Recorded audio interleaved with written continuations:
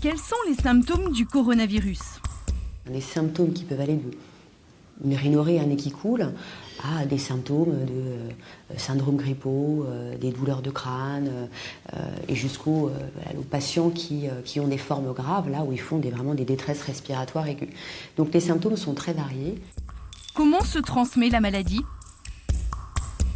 Là, à l'heure actuelle, les modes de transmission qu'on a pu envisager, c'est la transmission effectivement respiratoire, avec des gouttelettes, donc par des mécanismes de toux, d'éternuement, qui émettent dans 1 mètre à peu près les gouttelettes transmissibles, et puis par voie cutanée, puisqu'on sait que ce virus il a quand même une durée de vie sur des surfaces inertes. Enfin, cette famille de virus a une durée de vie d'environ 5 heures dans certaines conditions de température et d'humidité, au maximum sur des surfaces inertes.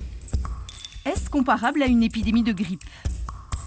Ils ont des symptômes qui peuvent être similaires, mais ce sont 2 virus différents. Donc ils ne fonctionnent pas différemment, ils attaquent l'homme de façon différente. Mais la difficulté du coronavirus, c'est que c'est un nouveau virus qui survient sur une population qui est naïve, c'est-à-dire qu'il n'a jamais rencontré ce virus-là. Et c'est toute la problématique de cette épidémie qu'on vit actuellement, qui menace d'être une pandémie, avec l'OMS qui nous envoie des signaux fréquents là-dessus.